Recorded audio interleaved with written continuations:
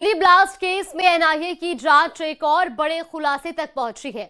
अल फलाह university के पास बने खेतों में स्थित एक कोठरी में आरोपी डॉक्टर मुजम्मिल ने कुछ दिनों तक विस्फोटक रखा था। ये कोठरी धौज गांव के बद्रू नाम के शख्स की बताई जा रही है। मौके पर पहुंची न्यूज 18 के रिपोर्टर रचना उपाध्याय ने बद्रू के बेटे जावेद से बात की और जावेद ने कहा कि उन्हें इस बारे में कुछ भी नहीं मालूम। वो यहाँ कभी कभी आते हैं। फिलहाल कोठरी में ताला लगा है।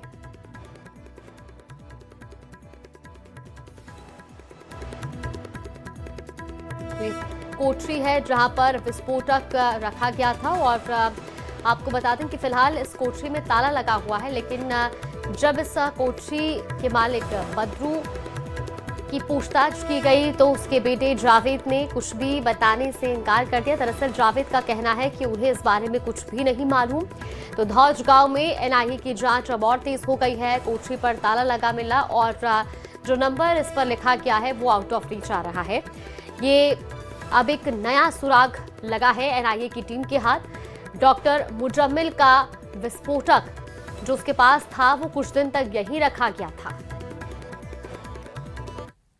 इस वक्त मेरी मौजूदगी अल फलाह यूनिवर्सिटी के पास बने खेतों में है और मेरे पीछे आप एक कोठरी देख रहे हैं और ये वही कोठरी है जहां पर डॉक्टर मुजम्मिल, जो कि दिल्ली ब्लास्ट केस के आरोपी हैं, कुछ दिनों तक अमोनियम नाइट्रेट के कट्टे यहां पर रखे गए थे। और अब कोठरी देखें तो छोटी सी कोठरी है, बीचों बीच खेत के बनी हुई है। और जिस तरीके से ये बताया उन्होंने अपनी जांच में, ये भी बताया गया कि कोठरी में अमोनियम नाइट्रेट को 12 दिनों तक यहाँ पर कट्टे रखे गए थे। उसके बाद उसको यहाँ से निकाल दिया ताकि सामान चोरी ना हो। और ये धौज गांव के रहने वाले बद्रू नाम के व्यक्ति की ये कोठरी है। और आप देखें तो यहाँ पर खेत हैं और आगे चलकर मैं आपको दिखाऊं कि यहाँ पे आप देख सकते हैं कि खेतों में जो फसलें हैं वो यहाँ हो रही हैं। और उन बद्रू जो कि इस कोठरी के मालिक है, यानी कि जिनकी ये कोठरी है, उनके बेटे हैं, उनसे भी हम बात करने की कोशिश करेंगे, जावेद जिनका नाम है। और ये देखें, पर ये कोठरी आपके पिताजी की है? हाँ जी। अच्छा, तो यहाँ ये कोठरी में बता रहे कि यहाँ पे कुछ सामान रखा गया था। हमें ना पता जी, हम बाहर भीतर रहे, हम समूह हमें जब पता ही ना जी, हम अपने बड़ी गाड़ी में मतलब रखे काफी दिन में, हमें ना पता। तो आप कभी कभी आते हैं यहाँ पे? हाँ जी, हाँ, हम तो कभी कभी आए कोई। तो पापा को पता नहीं था कि इस तरीके से वो लोग कि पापा से पूछ हो गया, हमने पता ही ना जी। पापा अच्छा, अभी आपके पापा बद्रू कहाँ हैं? पता ना जी, वो पता ना कहाँ है हमें इस बार। अच्छा, यहाँ में बहुत सारे फोन नंबर लिखे हैं, मैं वो भी ट्राई कर रही हूँ, सब बंद जा रहे हैं। हाँ, उसी के होंगे, पता नहीं हमने किस किस के लिख रहे। तो यहाँ उनके बेटे हैं जिनका कहना है कि उन्हें इसके बारे में कुछ नहीं पता है। और फिलहाल जो बद्रू हैं वो अभी यहाँ पर नहीं है। और जो फ़ोन नंबर्स भी लिखे हुए हैं वो सारे फ़ोन नंबर भी बंद आ रहे हैं।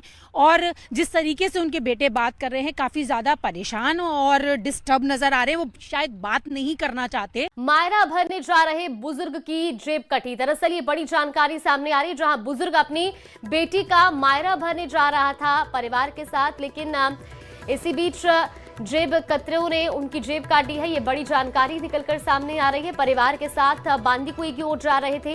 अजमेर रेलवे स्टेशन पर बदमाशों ने मौका देखकर बुजुर्ग के जेब से 20,000 रुपए निकाल लिए। पीड़ित बुजुर्ग के परिजनों ने बदमाश को पकड़ा और सूचना पर जीआरपी थाना पुलिस पहुंची है। तो परिजनों ने बदमाश को पुलिस के हवाले कर दिया है। तो ये भी जानकारी है कि पुलिस ने बदमाश से 20,000 रुपए बरामद कर लिए हैं। स्टेशन से 4 यात्रियों के मोबाइल फोन भी इन्होंने चोरी किए थे। फिलहाल पुलिस आरोपी से पूछताछ कर रही है। तो ये बड़ी जानकारी आपको बता रहे हैं। जेब कतरे जो कि आजकल भीड़ भाड़ वाले इलाकों में सक्रिय हैं और अजमेर रेलवे स्टेशन से एक बुजुर्ग की जेब से इस जेब कतरे ने 20,000 रुपए निकाल लिए थे। हालांकि परिजनों ने मौके पर ही इसे दबोच लिया और पुलिस के हवाले किया, जिसके बाद इसके पास से 20,000 रुपए भी बरामद किए गए। उसके अलावा चोरी किए गए 4 मोबाइल भी बरामद किए गए हैं। फिलहाल पुलिस आरोपी से पूछताछ कर रही है।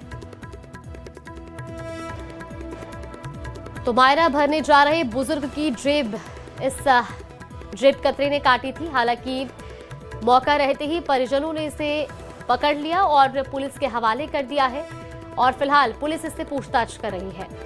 रहे थे अपनी बुआ के, मेरी बुआ के बात था, जिसमें ये एक लड़का है जिसने मेरे पापा की 20,000 रुपए की जेब काट ली। दो थे, एक को पकड़ा और दूसरे ने बोला बोली एक वो भी है, तब तक उसको दूसरे को बुला के लाए।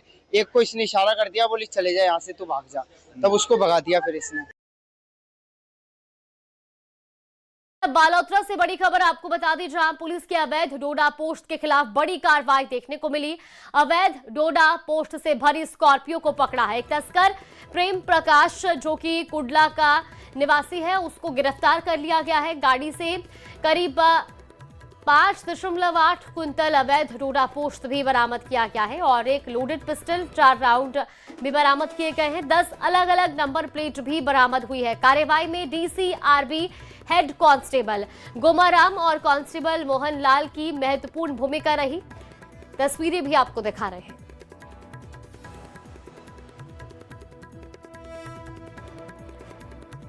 परसों कि एक गाड़ी जो पूरा डोडा पोस्ट भर के आने का सूचना थी और उसी का आधार पर हमारा डीसीआरबी और साइबर सेल जो है उन्होंने उसको डेवलप करते हुए और हमारा जो गिड़ा थाने हल्का का जो इंचार्ज है दलपत सिंह, संयुक्त टीम ने इसको रात को जब हम नाकाबंदी कर रहे थे वहां से वो भाग गया और उसको हम पीछे करते करते ऑलमोस्ट 12-13 किलोमीटर पीछे करके उसको पकड़ के आए।